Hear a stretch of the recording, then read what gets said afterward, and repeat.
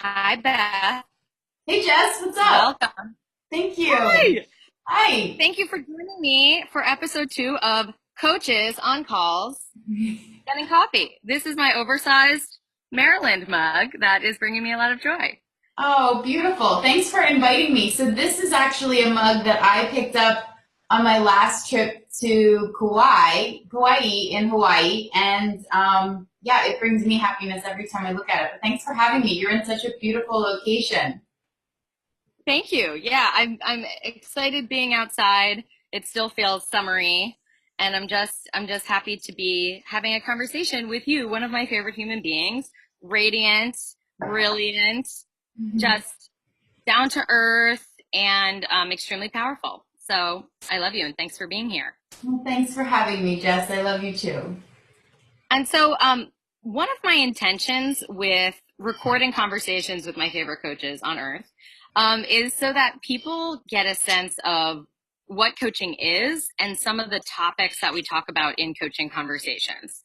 Um, so, something that I would really appreciate would be if you could, distinguish what exactly is coaching as separate from therapy and consulting. Yeah, I would love to comment on that because I think it comes up all the time, and it's something that with my clients, I make sure to talk about, throughout our conversations. So, and I think there's a lot of misconceptions out there, even people that are in the coaching world at times. So this is how I like to think of it. So, therapy is really looking at the past, really looking at what has happened in the past and how that's showing up now. It's really looking at like answering the questions of like why things are the way that they are. Oftentimes therapy is dealing with a therapist who's viewed as the expert who has like the answers for the client. At times there might even be a diagnosis and or like medications that are involved to help with some of the symptoms that may be showing up in the now from the things that have happened in the past. Um, Consulting is really like an expert looking at bringing their expertise, bringing their advice, their suggestions, and then the client being able to kind of pick and choose and use that advice and or suggestions when they want. So again, there's almost like a hierarchy with those two, where the therapist and the consultant are sort of viewed as experts. Huge difference there with regards to coaching. So in coaching, we view our clients as perfectly whole, powerful, and complete, and they actually hold all of the answers inside of them.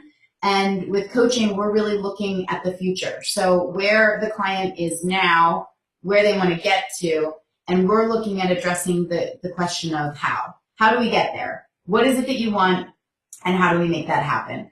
So it's very much a partnership versus like a hierarchy relationship. And it's a partnership in moving forward from today into what the client's goals are for their future and for their life.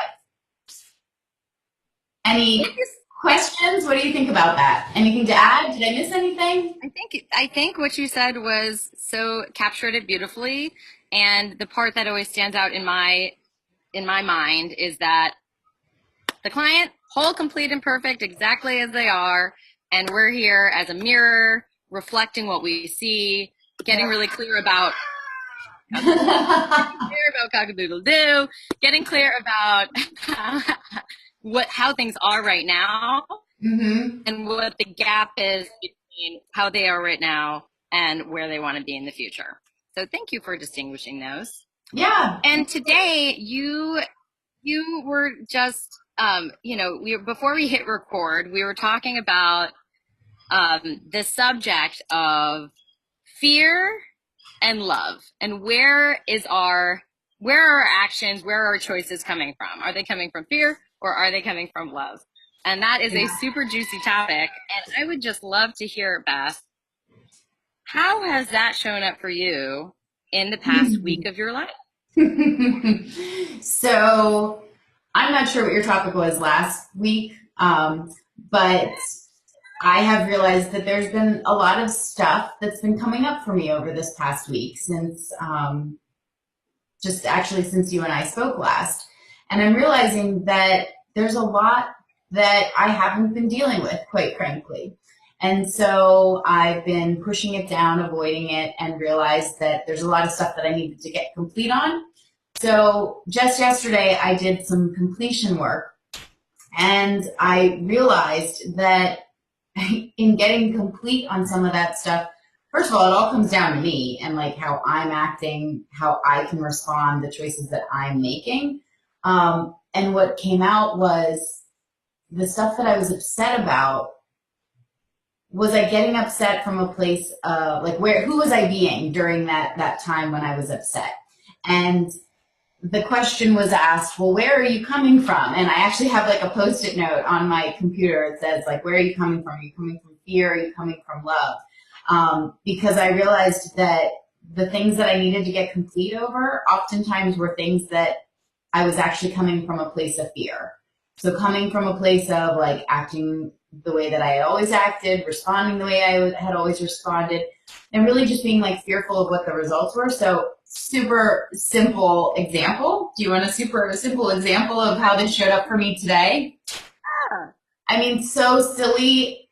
Well, I'm making it silly. But this morning, the dogs woke me up. I have two dogs. The dogs woke me up at 4:30 this morning because they had to go out to go potty. So I take them out, and then I can't go back to sleep. So I'm up 4:30. My boyfriend gets up at like 6:30 and says, "Have the dogs been fed?" And my response was, initially, I wanted to like jump at him in frustration and annoyance. Like I had this initial trigger of like, of course they've been fed. I've been up since 4:30. I'm doing all the work. Oh, like, but really that was like fear. And I stopped for a second. And I'm like, okay, if I come from love, what's my response here? Because I can either pick a fight at 6:30 in the morning before either one of us have even had our coffee, or I can come from love. And totally in that moment decided, what would I say if I came from love? And it totally changed the response. It totally changed the morning that we had. There's been no fighting, no yelling, no arguments. And it's such a simple example, though, of how like a little automatic thing of how we maybe normally would respond can really easily be changed and quickly be changed and change the whole course of your whole day. So that was an example just from this morning of fear versus love in a simple, And I simple love, way. like, thank you for sharing that specific example. And I don't think it was silly. I really thank you for sharing that specific example because it kind of showed the way that you can disrupt things, like just by pausing and noticing what you're up to. So, like, you've distinguished these, like habits that you have, and you almost like, even though it was 6:30 in the morning, you kind of slowed it down enough to ask the question, to bring the post-it into your mind, to say, okay, where am I coming from? And that simple practice done over and over and over again can interrupt enough cycles to really impact, like you said, impact your day or impact your minute, impact your hour, impact your day. And then overall, there's like a cumulative effect. And the other thing I really loved about, well, I loved in your story, I loved how you kind of identified the frustration and the reaction, and that the way you're interpreting it and the way you're experiencing it is that, oh wow, actually that frustration and that knee-jerk reaction underneath all of that was fear. And I think that something that I've experienced in my life is that I'd really not like to admit that I'm afraid. Like, no, I'm angry. No, I'm this. Like, no, I'm actually feeling very righteous. But underneath all of that, sometimes is that kernel of fear of, what do you think the fear was in that moment? So this is what I've been noticing over the last week, is that I've had a lot of anger, and I'm putting it in air quotes because it's presented in so many different ways. So I'm not comfortable with expressing anger, because in my world, when you get angry, bad things happen. Things are broken. fights happen. There's a lot of hurt and pain. Like, and I'm still working on identifying exactly where that comes from. So in my world, the anger shows up as maybe sadness and like just crying and sadness and hurt. But if I keep digging down, I actually realize that it's all fear. Like, it's fear of what the anger will produce. It's fear of the outcome. It's fear of loss, fear of failure, and this specific instance that I spoke about earlier, it's about my relationship. And it's about the anger is showing up, covering up the fear of me failing in my relationship, me not being enough in my relationship, fear of doing the wrong thing in my relationship, fear of getting it wrong, like all of that. And it comes out in this like frustration, anger, like victim-y, like you're doing this to me kind of way. And I realized that like, that's not how I want my relationship to be. That's not how I want to be. That's not coming from love. And when I come from love, the relationship is like, bing, bing, bing, bing, bing, like everything's like jiving and awesome and like connecting and clicking. And when I come from fear, it's like angry and frustration. And so, yeah, I think it's just this like underlying realization that like fear shows up in other ways. But if you dig down and you actually think about like, why am I acting this way? Why am I responding in this? Like, what's causing this reaction? I mean, I'm in love with this guy and I don't want to lose him, you know? And I'm so afraid that I'm going to do the wrong thing. And for whatever weird reason, it comes out as anger. So it's awesome that even just noticing that, I love how you said that about like, disrupt it, change the behavior, change the outcome, you know, like, and it starts with noticing and having awareness. And that is a huge win, even in and of itself. So just eloquently put, Beth.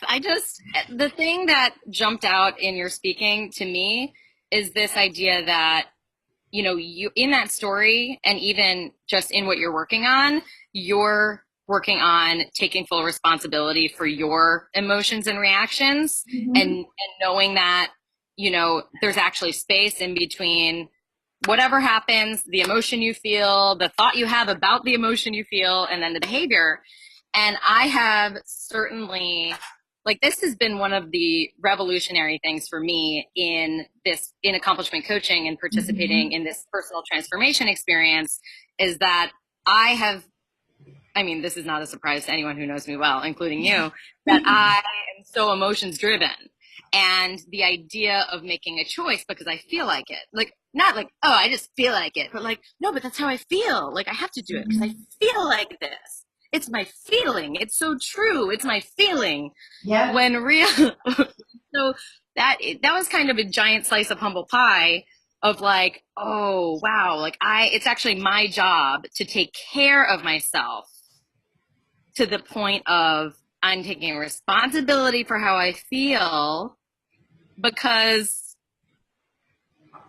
justifying behavior or justifying choices because it's how I feel is not, that's not that's not where I want to choose from. Like, I want to choose from, you know, trust, love, my commitments, my purpose, and the things that, the results I'm trying to generate.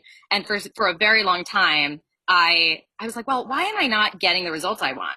And it was really like, because I'm letting emotions run the show. Yeah. And as you were talking, Jess, what I wrote down was integrity. It's like when you're choosing from feelings or automatic or, whatever that, when you're choosing from that place, what I find is that sometimes it's a knee-jerk reaction, and it's that like automatic thing that I've done that gets me the same results that I've always gotten, and actually a lot of times puts me out of integrity with what I really want, and therefore don't necessarily get the results that I want. So when, as you think about like how this all builds on each other, in that moment, in that space, if you can just like breathe and be like, okay, so I'm feeling this way, great.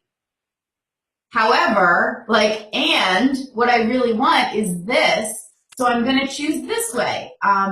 And for me, when that happens, things just sort of align. Like when I'm out of integrity with what I really want in my life, with the results that I'm looking for, with the way I want to show up, it's a pretty good sign, or has been for me, of like, I'm not taking the time to be in that space in between the awareness and the action. I'm just being automatic. I'm not choosing from a place of love. I'm probably choosing from a place of fear. And like, hey, not to make myself wrong, but like, stop. Because right now, at this moment, I get to choose differently than I chose before, right? Like, I think that's kind of the coolest thing about this work, is that at any given moment, you have power and control and choice to have it go differently. Like literally just right now in this moment, if I choose from love, what happens? Ooh, I'm letting that sink in. When in choosing something different,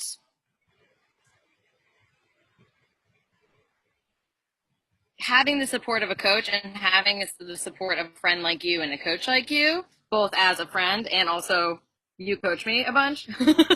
So having support of people like you, with support by people like you, I'm able to discover those automatic places and blind spots and things that disrupt my integrity. I use the word disrupt a lot. Look at that. But I'm able to look at those things with a gentle perspective and with a compassionate perspective. And that's also a part of the practice of being like, oh, like me and Beth, we're in it together. Yeah. Me and my coach, we're in it together. Like there's no, this is all a part of the fun. Like self-actualizing, personal transformation, moving from one stage of development to another. Like it's, even that can have an energy of fear or love. Like I'm doing it out of love for myself because I have so much I want to create and give, and I don't want anything to be in the way. Mm-hmm. But I've also done like self-improvement, personal development stuff from a place of I have to be different because how I am right now isn't okay. Yeah. And so that just ties back into, am I growing out of love or am I growing out of fear of rejection, not being enough, that sort of thread. So with your support, it just always comes back. Whenever I get on the phone with you, when I get connected with my coach, Wendy, whenever I'm in touch with other folks on the same trajectory, mm-hmm. it reminds me that it's all love. It's all love, and it all is a process. Yeah, and none of it is life or death.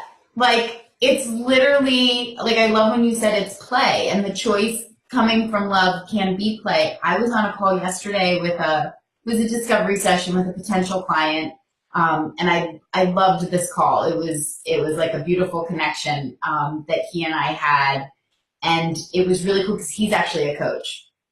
And even coaches have, blind spots and roadblocks. Like, we're human beings. We all do, right? So I love when you said that, like, choosing even coaches. Yeah, like, I mean, I am a full believer that for the rest of my life, I will have a coach. Like, not only will I be coaching, but I will have a coach for exactly that reason. Like, we have our self-imposed stuff, and when you allow yourself and love yourself, when you come from the place of love and love yourself enough to choose support, choose to not be at it alone, choose to not come from fear. Because for me, fear often showed up in, I have to do this myself. I have to be strong, independent woman. I'm going to stand on my own 2 feet. And it was like fear of asking for support, which actually, could have taken it so much quicker in me getting what I wanted to get. And I see that now. And so